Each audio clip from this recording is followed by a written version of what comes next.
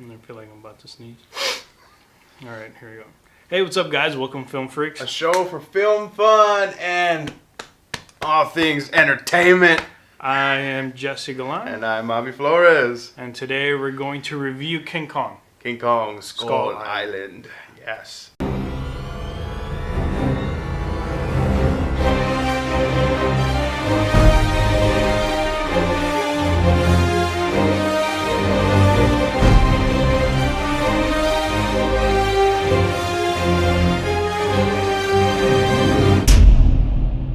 Alrighty, yes, Kong, Skull Island. There was plenty chest pounding beating going on in this film, and it was real good. So yeah, let's dive right into it and talk about things we liked. Yeah, it's Kong himself, the actual CGI of the characters, and when we got really close up to his face, totally loved that because it felt so real. He absolutely did that. The cinematography or just the visuals of the film they did a very, very good job with, especially with, I'm sure a lot of it was like they had to do a lot of the island stuff, a lot of the creatures and everything, so that they did a really good job with the visuals. So hats off to them and the visual department who really delivered on like Transformers is another one to me that does such a fantastic job because those robots look real. And they did a really good job with Kong and everything, the visuals in this. Anything else besides you? For the first half of the movie, definitely was entertaining. I think we can both agree that the introduction and getting to the island was really good. And I think during the movie, you were like, "Holy crap, we're already 45 minutes in." Yeah. And it didn't feel like it was 45 minutes. It didn't feel like it at all. Yeah, completely agree. The setup to it and just kind of bringing the team together. And all that jazz, how everything was setting up and getting put into motion to get them to the island was really good. I wasn't bored at all. I was completely invested in what was going on and the story of it and building it up. So completely love that too. And I personally love the fact that it was time period. Yeah, the time period of it. It's 1970, 73, I think it was the exact year that they were in. But I for whatever reason thought that it was going to take place in the present. Right. I never for once thought that it was going to take place, in the 70s. Right. But it just felt right. It felt like it should have been. And the cool part about that is even though they were on an island, the things that they brought into like the bits that you saw of like the actual world, and I think the lingo and then the way they talked really helped with that too. It still felt like you were in the 40s or 50s or 60s or whatever at the time that they were in, but you could tell that it wasn't present time even though they were on an island, because on an island it could be any time, but it did feel like this wasn't present time, and I thought that was really cool being able to do that, create that setting while you're being on an island. So that was really cool. And Tom Hiddleston, I haven't watched a lot of his movies besides Loki, but man, he did really good in this film. Yeah, I have to say, the rumors with him being the possible new Bond. Yeah. This movie definitely sold it because I was worried because I've never actually seen him in an action film. And even though I don't feel like his character was super action, or didn't really involve in a lot of action events, the moments where he did have his sequences of action, he delivered. So right away, I think I turned around and said, "Bro, I could totally see him." Yeah, and he was real cool and suave, very calm, collective. So he really had that going for him. And even like the poses when they would just have him stand there and looking like. I could totally see it myself too, right? Vogue Bond. Yeah, and the comedic guy in the movie. Forgot John his C. Reilly. Yeah, I forgot his character's name in the movie, but oh man, he was just hilarious. He stole the show. Yeah, I loved him. He was definitely, as far as characters wise, he was my favorite part. Like he just had me cracking up. Every line of his was great. Didn't feel like anything he said was wasted. So he was definitely the shining star for me, and I loved him in the film. Even the ending, I love that they gave him that ending at the end. It was super, super cool. All right, so let's talk about some of the bad stuff. Alrighty. There's quite a few to talk about. Yeah, I guess once you get on the island, to me, that's when the bad parts really start to show. Especially just the convenience in film. They were so blatant and in your face. They're on the island oh, okay, this just so happened to happen at this time. Whereas other movies hide that really well and it works. Right. This one, it was like, oh, come on, really? Right. Like, what the heck is going on? And again, like, I felt like a lot of the characters felt flat overall. Right. Story-wise, once they got to the island, it was... I felt like it lost what it was setting up. And the reason why I say that is because I don't know, it just felt like, oh, now we have all these cues to make actions. And like you were saying, like the convenience. Let's just throw all the actions and let's throw away logic and, of like convenience, and let's just make this movie happen to progress. And Absolutely. then you even said even Samuel L. Jackson's role once in the island was, even though they kind of hinted, it was unnecessary. His motivation was big unnecessary. Time. Yeah, he was the biggest flaw to me. Was his character, because you could tell in the beginning where he didn't want to leave. He didn't want to go home. Like, he's like, war is his thing. Like, he wanted to go on the next mission.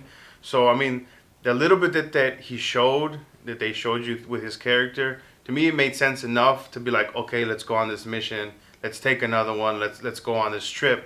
But then for him to just kind of lose it and bloodthirsty, right, and just kind of be like, we gotta kill this ape. Like, I thought that was a bit much, especially after they found out that the guy that they were searching for was dead, and he's just trying, like, to me, that was just too much. Like, I didn't feel enough from his character to really, go on this impossible task of seriously trying to kill this mammoth, humongous sized ape, like, and then just putting everybody's lives at risk. You know what I mean? Like, it just didn't make sense. That was my biggest issue because, like, I can understand wanting revenge for the loss of, probably was about half of their men. Yeah. Like, I totally get that. But then to put all of your current men who are alive at risk, right, just because of vengeance, like, if realistically, I would have thought, let's get out of this island and actually let's get the military involved and let's blow this guy to pieces. Like, all right, we have the proof, we have all this, let's bring in the artillery and take him out. Yeah. But instead, he's willing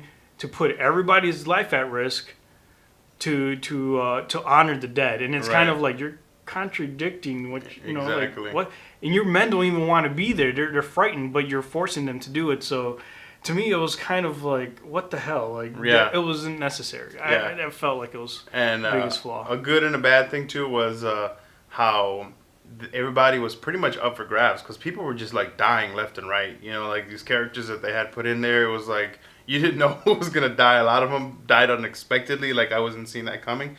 So that was a good thing. But at the same time, I didn't feel much when they did die. It was like, well, somebody else died. Like, I wasn't really invested in with them. And I don't think that maybe that was the point, because with Kong, I did, when he was battling and going throughout, like, I felt more invested with him, and that may have been what they were going for. But then at that, on the other flip side is like all these other characters that you have is kind of like whatever, with them, and if they make it and who's making it and are they gonna make it? Who cares? Like, right.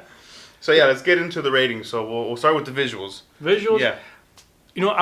I honestly wanted to give it a 3, but I'm gonna give it a 2. Okay. And I'm being a little harsh on it because despite the fact that the visuals for Kong was amazing, I felt like everything else felt super fake, especially when they get into the military base and like they're showing everything. It felt super fake. You could tell that it was CGI, and a lot of that was super CGI, and I was like, that took me out. So outside of Kong and the character, the monsters, the main ones, the main creatures, they were fantastic, but everything else is just like flat for me. I thought it was good. I didn't think it was anything amazing, or because you could still tell that it was CGI, but I thought they did a good job, and then nothing really pulled me out. So yeah, I'll give it a 3. Now, story, it suffered. Like, again, everything up to the point of the island was great, and then in the island was kind of like no holds barred. Let's just make this an full-on action flick. Which, again, it was still very entertaining. It wasn't, but the story wasn't like exactly magnificent or anything. So, on that note, I give it a 3. Right. Okay. I'm gonna go we're flipping here. I'm gonna go 2 on this one, because I did like the build up for it so much, and then in the island, like all those just senseless, just kind of like whatever, we're just gonna keep moving forward, and this happens, and Samuel really annoyed me, his character, and But yeah, I mean, I still enjoyed the movie. I like Kong. I like how they set up the universe of creatures and all that. I was gonna mention that. That's part of the reason why I gave it a 3 because the setup for the possible universe. So yeah, I'm just gonna give it a 2 because I thought it was okay. I didn't really think it was good, so I'm going 2. And then finally, performances. Performances. I mean, you have great actors. Yeah. They performed well. They were believable. Exactly. I mean, they weren't Oscar worthy, so I'm gonna give it a 3. Yeah, and I loved John. What is his name? John C. Reilly. John C. Reilly so much, and what I saw from Hiddleston, and then the people that obviously they gave the performances as they were supposed to with the characters they were giving, like John Goodman and Samuel Jackson. They did what you expect them to do, regardless if you like the character or not. They still performed well. And Hiddleston and Brie Larson's, like, I don't know if they were trying to create chemistry with them or not, but I wasn't buying that either. I'm glad they didn't kiss or anything, because then that really would have annoyed me. It was more so like, are you okay, and I'm here for you kind of thing, and that was better. So I'm glad they didn't push the romantic. I mean, I got worried when they were like side by side. And I was like, please don't, because it wasn't enough throughout the movie. Because if you do kiss, I want Kong to step on both of you guys right now. But mainly because I really love John C. Reilly's character. Like, he was fantastic, and to me, he was the highlight. Yeah, dude, fantastic. I don't know if he ad-libbed that or not, but just everything that came out of that dude's mouth was freaking gold. Right, and just because of him, literally, I'm giving it a 4. Because I just enjoyed him in this movie that much. He made it for me. So yeah, I really enjoyed the movie. It was good, an enjoyable film there. What they did with it, it was really good. It wasn't great. I mean, I didn't go in there with super high or super low expectations. It was just kind of like, I'm gonna go watch this movie, one that I was looking forward to. So I gave it a 3, a 2, and a 4. So it ends up being a 9.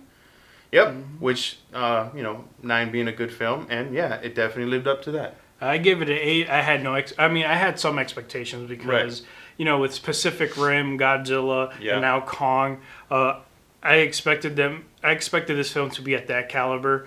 I felt like it suffered. It's I don't know. I don't want to say like it's the lowest of all of them, but I still hold Pacific Rim at the highest standard right now, as far as those monster films, the Kaiju films.